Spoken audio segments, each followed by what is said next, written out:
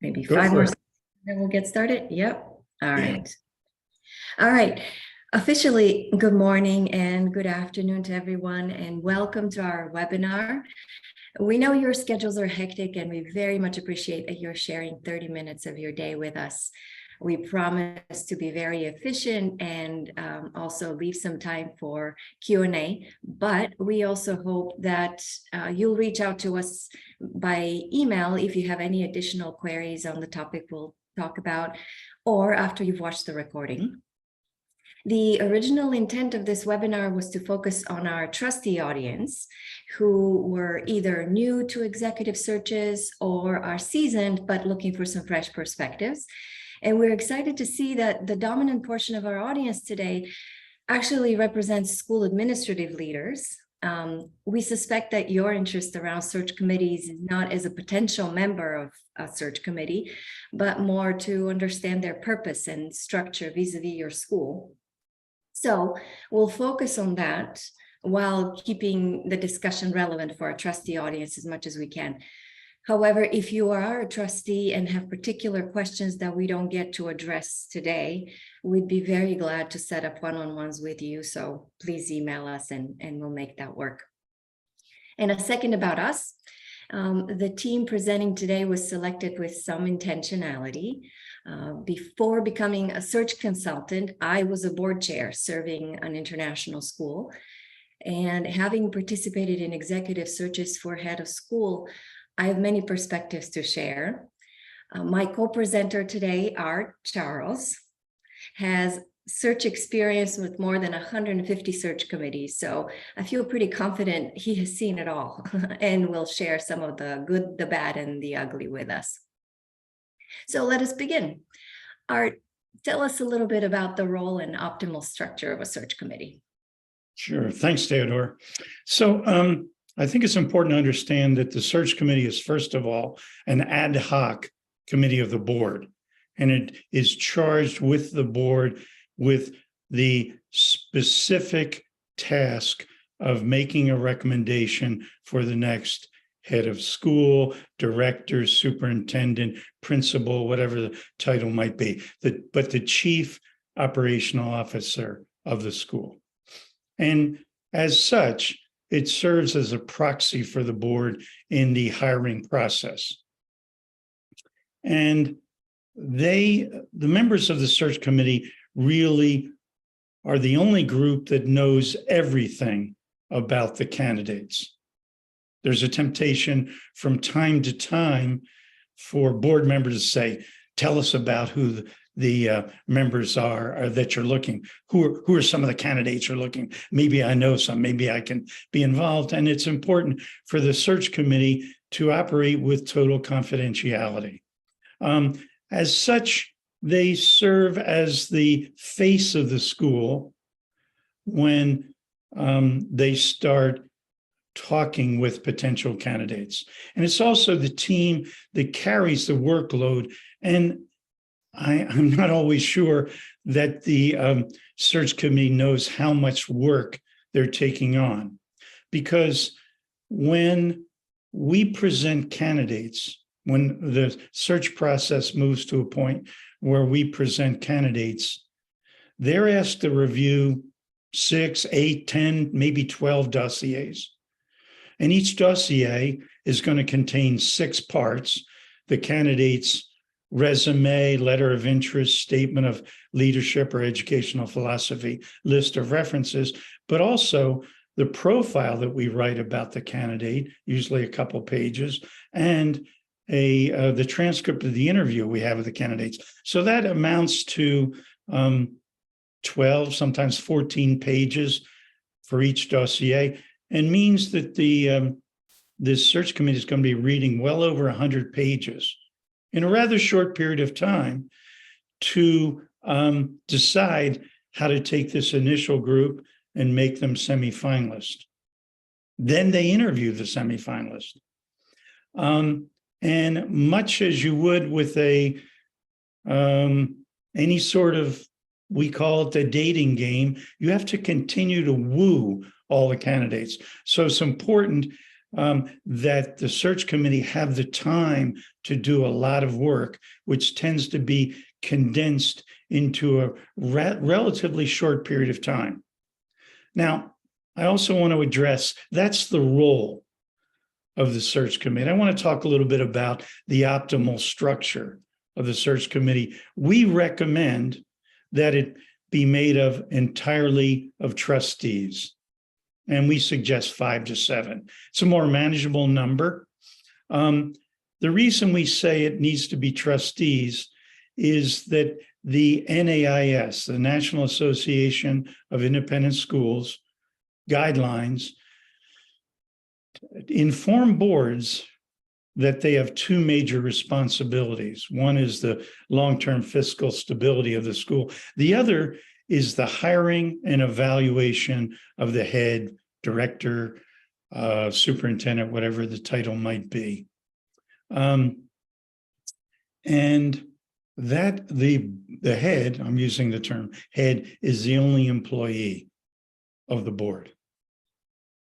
The board members typically have a variety of expertise,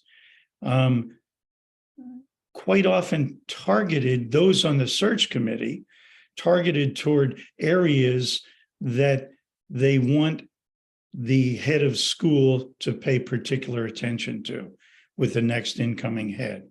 Now, the reason that and often it'll pop up, there may be members of the community that want administrators or parents or teachers to be on the search committee, goes back to the head being the board's only employee reporting to the board, and typically subordinates of the head do not decide who their superior will be. That doesn't mean their voice is totally locked out. We'll address that a little bit later, but they are, when we do the first part of the search process, we visit the school, either in person or virtually.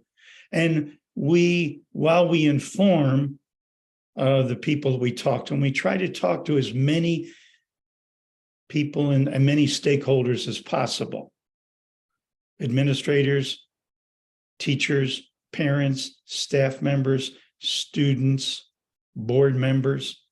And we ask them 3 questions. What are the strengths of the school? What are areas that need to be improved at the school? And consequently, what do you think should be the desired profile of the next head of school? The stakeholders also get a chance to meet with the finalist candidates when they come to campus and provide their feedback. In some cases, with international schools, not too many, but I can name a handful, they've set up an advisory committee to help out as an adjunct to the search process. Now, Theodore is going to talk about the perfect search committee. What are the qualities it should have? And that's a very tricky thing to define. And of course, it varies between teams. But in general, in my opinion, there are 4 really important ingredients to a successful search committee. And Art and I will share some reflections. But what are those 4 ingredients? Preparation, communication, collaboration, and flexibility. And I'll talk a little bit about all of them.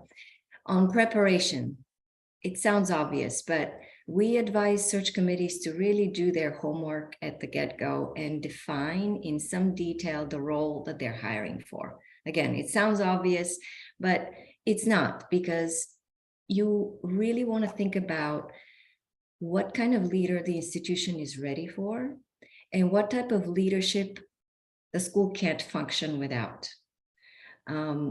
That's fundamental. There was a question we received about using a rubric in deciding. And I personally feel that a rubric could be very helpful and objective. My advice is not to overcomplicate it, because it may threaten to weigh you down if it's too restrictive and too detailed. For example, when I was looking for a house, I developed a very simple rubric with just 3 categories. 1, must have, 2, should have, and 3, nice to have. Of course, finding an optimal head of school is not easy, but neither is buying a house.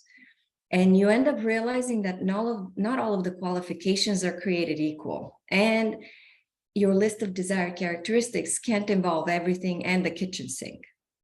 So at the get-go, the search team really should think about the must-haves and the should-haves and see if you can get most of them.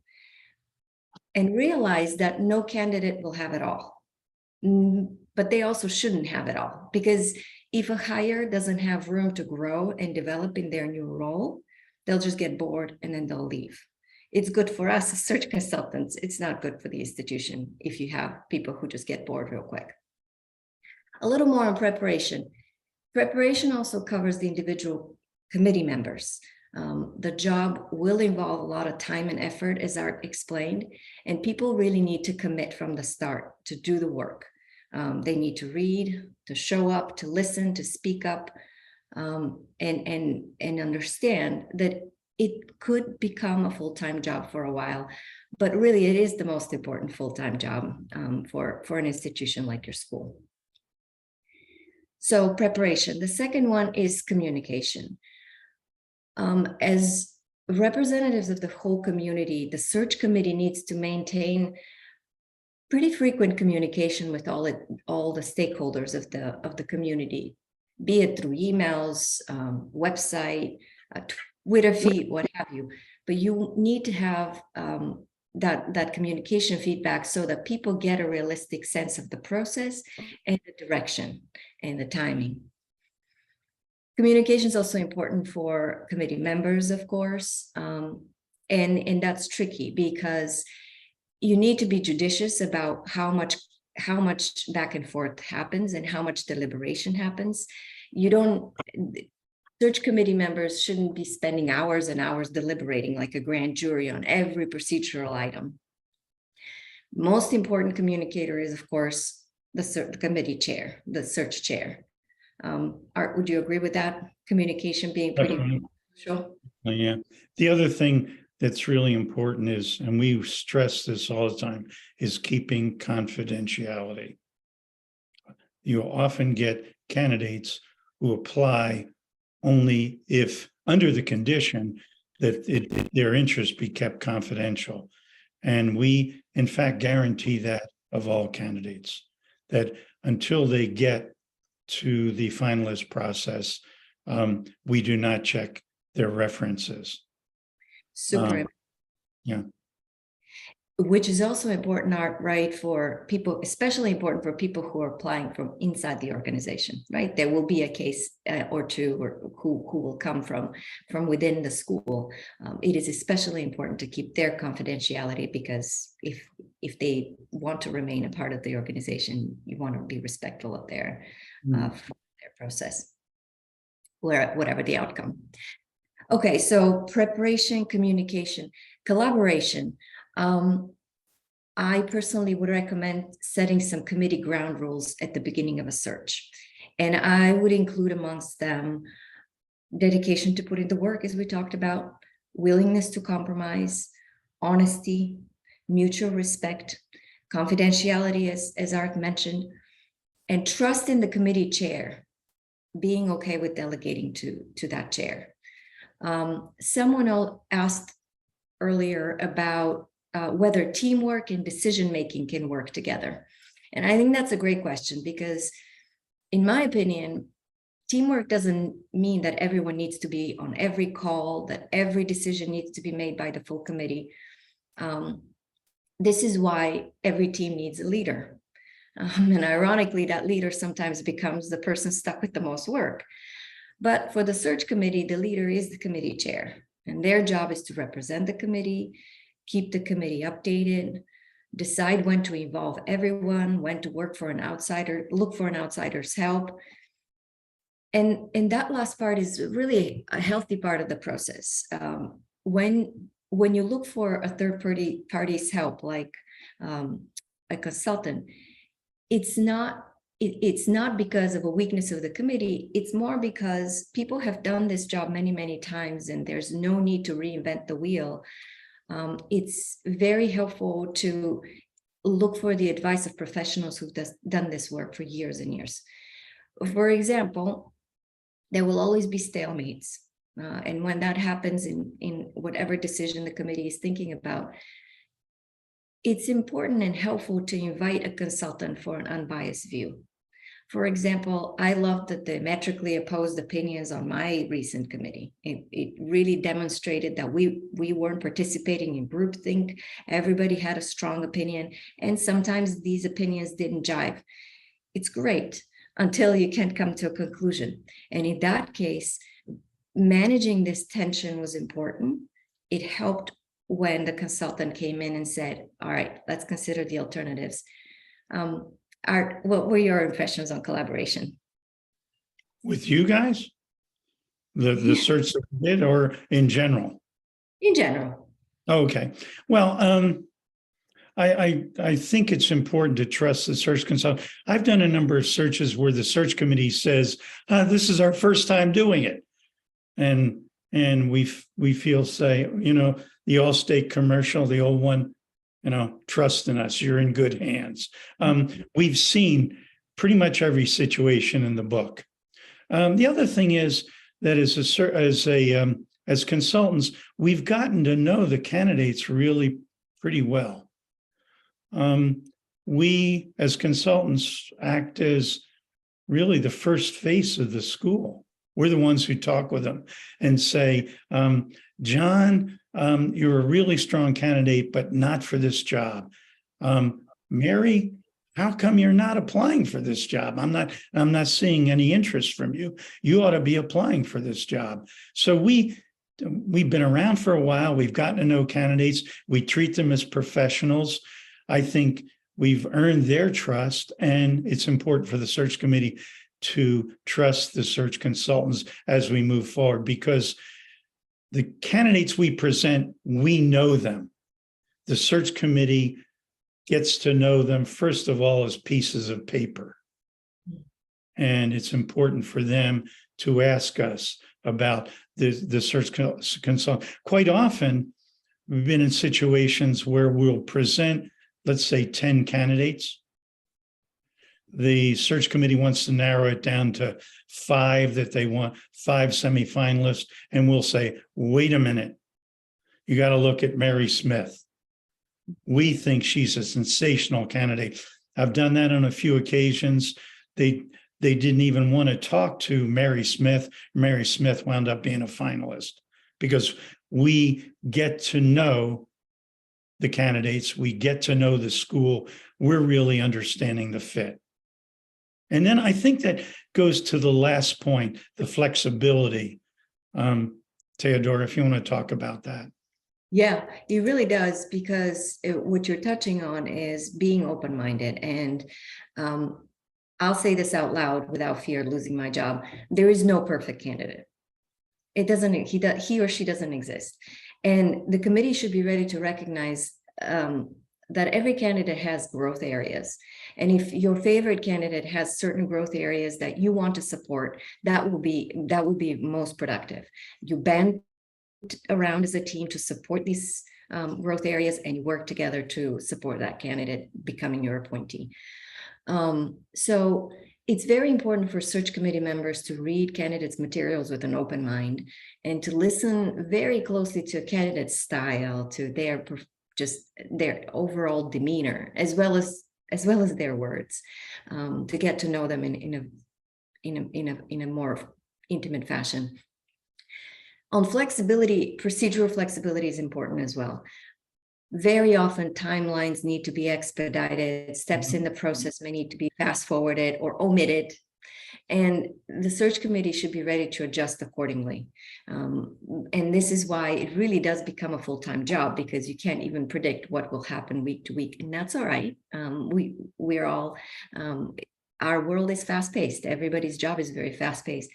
Unfortunately, this kind of unpredictability really bleeds into the administrative teams at the school as well, because it impacts the schedule of your, from your perspective as a school team, which I guess brings us to the question that we touched on in the beginning. and that likely all of you are wondering about, which is the role of the school in relation to the search committee. So, Art, I'll turn it to you for a few more reactions to that. So the search process really begins with the site visit. During COVID, we started doing a lot via Zoom, and actually it's fairly productive. But one of the things, whether we're meeting in person or via Zoom, one of the things we say as consultants to everybody that we talk with, be it a school administrator, a group of parents, group of teachers, group of students, staff members, we will say that we will remind them that the choice of the next head, director, whatever the title, is made by the board on the basis of recommendation from the search committee. However, the reason we are meeting with school members is because the board wants this to be as inclusive a process as possible. We ask them, everybody, be it a board member, be it a group of students, the same three questions. What do you see as the strengths of the school? What would you like to see improve at the school? And consequently, what kind of person should we be looking for in terms of background, experience, administrative skill set, personal qualities? As I said, we talk to as many people as possible. And we then also have a survey for people, an online survey for people who cannot be part of that visit for one reason or another. We report back then to the search committee of what we heard as the most frequent responses to opportunities, challenges, desired profile. We use that information that we're getting from the community to go into the position description that describes the school, its history, its curriculum, its facilities, governance structure, the opportunities, challenges, desired profile, and the application process. When we interview candidates, we use that information that we've gleaned in the questions that we ask of the potential candidates. And when we present the candidates, we use the same information we gleaned to provide a profile of why we see the candidates being a good fit for what the school needs. So the information we gather from the community is woven into this process. Now, when the finalists come to campus, and that decision on the finalists is made by the search committee, it's going to involve people being willing to take of their time, their free time, to meet with the candidates and to really serve as ambassadors when they visit. There's a certain amount of trust in this process. You have to, as if you're not a member of the search committee, or if you're a board but not on the board, even if you're a board member and not on the search committee, you've got to trust the search committee's done its job. So you're there welcoming maybe 3 people, maybe 4 people, one of whom will be your next head of school. You're there to tell them why you love the school. It's not perfect, but you're there to say why you are working at the school, while you're sending your children to the school, why you love being a student of the school if you're a student. You'll typically meet with them. It's not an interview. You'll probably listen to why they're interested in your school. You're not there to ask the question that's going to decide which of these 3 people gets the job. You're there to, and when the person is chosen, you're going to be asked to help with the onboarding. So afterwards, the search committee will reach out to you and say, how do you see this candidate as a good fit? Not to rank them, but to give your honest feedback on how you see this person fitting in with the school. And that's really important. So one other thing I'm going to add that has occurred to me as I've done, I think, 165 searches now. The search committee's ideas about what qualities and qualifications the next head needs change over time. From the time they sit down as a group and say, this is what we need, to the time they've reviewed all the candidates' dossiers. Because as Theodora said, nobody will check all the boxes, but you will know when the leader walks into the room. And, there have been some searches where I've heard search committees say, well, we're going to go with John Jones. And I'm almost tempted to say, at the beginning, you said you had to have a great fundraiser, and John has no experience. No, he's our leader. Well, that's because your thoughts change over time. And you may see things in candidates that prove to you why this person would be a good leader. The decision-making process moves from up here, somewhere between your heart and your gut. That's what happens. So, questions and answers. I'm sorry, questions. We hopefully will have some answers. And we did it in 27 minutes, Theodora. I know. Very efficient.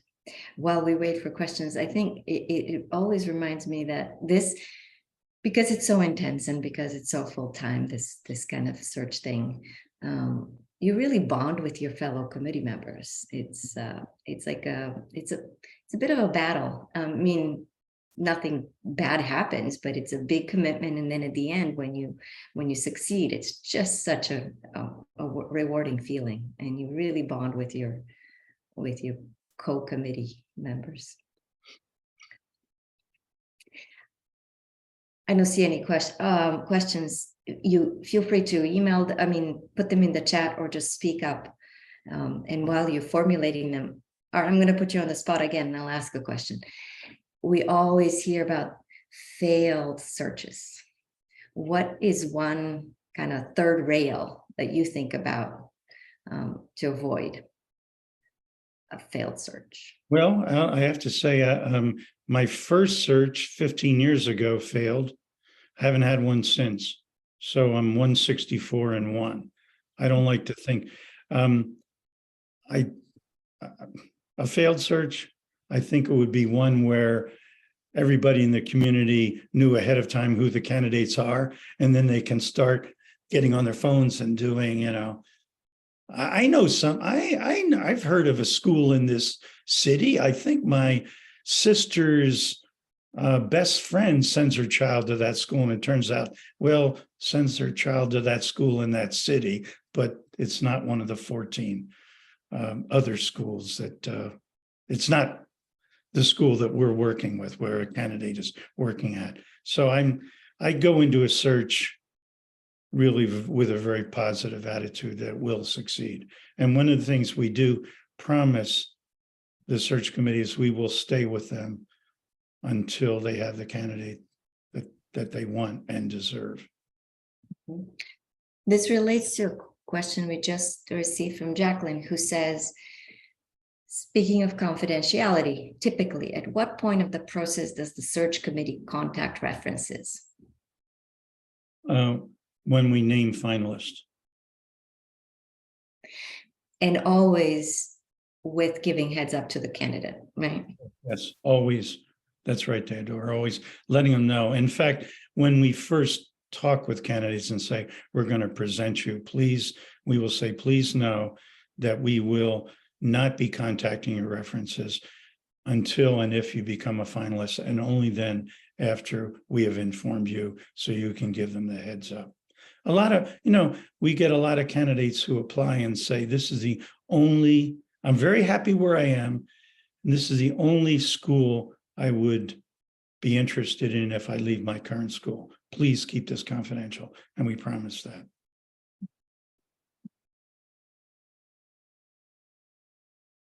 God, we must have done a great job. Nobody has questions. Bobblehead. Matt Horn, are you noticing any recent trends in headship candidates or headship searches that would impact the approach of a search committee? Say So I that guess, again. are you noticing any recent trends in headship candidates or headship searches that would impact the approach of a search committee? Well, suspect yeah, you're thinking about. one thing we say to all search committees is that these candidates we're presenting are good candidates. They're going to be involved in multiple searches. And I think this is important. One of the questions that we ask a candidate when we interview is, are you involved in other searches? You don't need to name them, but tell us about the timelines. So we inform the search committee that, let's say, Mary Smith is a finalist in another search and is going to be invited to campus in 2 weeks for school number 2. Just keep that in mind. And we say to Mary, please let us know if you move forward in other searches. So it's important that we as consultants be aware of what the timelines are for the candidates. So I think that's an important one. And wouldn't you say that the speed is increasing a little bit and also the ease of the search? Because, in the reality of these here Zoom meetings, people candidates can enter into multiple searches without having to travel. What that means is that there's just that many more searches that you could do simultaneously as a candidate, which gets back to what Art is saying. Everybody needs to be a lot more thoughtful about what else is going on in that candidate's list of potential opportunities. Which is another reason why we say to search committees, woo, woo, woo. You may have 10 candidates, but if you as a search committee do not show interest in them, the only message they're going to take from that is, the school's not interested in me. So a search committee, acting on behalf of a board, has to continue to show interest, because one of the people we present will be the next head. So that's important. And I think as candidates, and we're very frank with candidates, you're only one of many, but damn, you're a good professional. We don't present people who aren't professionals. And I think this also comes back to, and I'm saying this to candidates, develop a relationship with the consultants. We want to help you. We work for the school, but we want to help you in your career path. And we want to be honest with you. We will tell you if you are a good candidate for a school. And if you're not, we'll tell you that. But we'll try to guide you in the right direction. We'll try to get to know you. And we feel we owe that to you, to treat you as professionals. And frankly, I think that's why our practice at Carney Sandoe has grown over the years. Candidates will say, I felt treated well as a professional. Just because an opportunity is not right for a candidate doesn't mean that the candidate is in trouble. It's just there are so many opportunities that you won't know until you speak to us and you find your better fit. Well, we promise to be very efficient and also respectful of your busy days. We really appreciate you spending time with us. And as I said in the beginning, if there are any follow-up questions or any one-on-one conversations you'd like to have with us, please reach out. I didn't mention in the beginning, I'll give them some spotlight right now. Jihan and Deb Welch are on the call with us as well. And so we also have 2 other members who are not with us today, but they're on the team, John Chandler and Karen Neitzel. We are all here to answer questions, connect with you, help you in your process. Please reach out, and thank you for your time. Thanks.